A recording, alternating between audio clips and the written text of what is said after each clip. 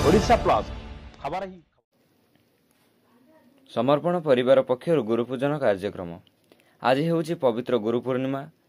एही परिप्रेक्षी रे प्रतिवर्ष परि चलित वर्ष मध्य कटक तीनिघरिया बिलेश्वर मंदिर परिसर रे समर्पण परिवार पक्षर गुरुपूजन कार्यक्रम अनुष्ठित हो जाइछि।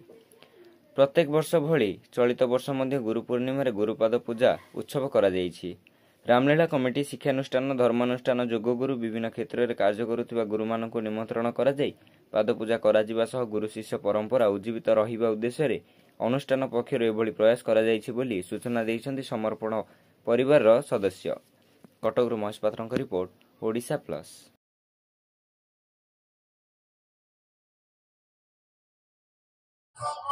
सब वर्ष परि ए वर्ष मध्य आमे समस्त गुरु मानक निमंत्रण करिछु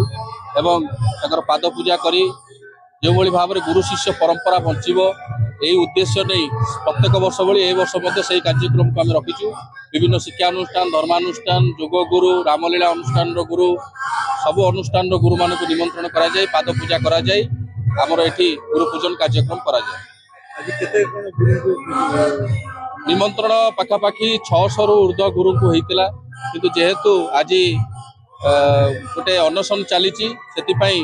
आमर गाड़ी मोटर बंद अच्छी से बहुत गुरु मैंने आसी पहुँची पारिना आम गहन में जी मात्रा अच्छी पाखापाखि 350 रु ऊर्ध्व गुरु मैंने आम गहन में पहुँची आमको आशीर्वाद प्रदान कर। आज आज को 20 वर्ष है आम समर्पण परिवार जो कला संस्कृति जो बुड़ी जाऊँगी विभिन्न अनुष्ठान को जाए आम जीवित केमती हम ता चेष्टा जारी रही एवं तत्संग 5 गोटी श्रीरामलीला अनुष्ठान निर्देशक भाव कार्य जारी रखी जेकोसी प्रति गाँ गहली में मुझे राम नाम प्रचार प्रसार हम तार मु दायित्व नहीं नूतन अनुष्ठान माने गढ़िबार चेष्टा जारी रखी आमर ये समर्पण परिवार हूँ जो गुरु पूजन कार्यक्रम प्रति वर्ष करा जाए आज ये बेलेश्वर महादेव प्रांगण में करा यहाँ मुख्य कारण गुरु शिष्य किभली भाव में संपर्क ताहा एथिरे दर्शाई। आपण देखंतु आजिकाली युव समाज से सब विभिन्न प्रकार मोबाइल देखी विभिन्न प्रकार विशृंखलित कार्य करुँच गुरु मानक एते सम्मान दौना तेणु आज ता समर्पण परिवार आमर जे संपादक तीर्थवासी बेहेरा एवं समस्त कर्मकर्ता चेष्टा आज प्रति वर्ष भली ए कार्य जारी रही एथे दर्शाई प्रकृत में किभली भाव में गुरु को सम्मान दिज्व एवं गुरु मान कथा जदि शिष्य मैंने मानिबे निश्चित भाव में समाजर मंगल हम एवं तांकर भविष्य उज्जवलमय हम। एति मोर ये वार्ता ये चैनल माध्यम रखा चाहूँगी प्रति गुरु प्रति परिवार कथा कहीपर से समस्त गुरुजन मानक सम्मान दियो जहाँ समर्पण परिवार ता आज ये जो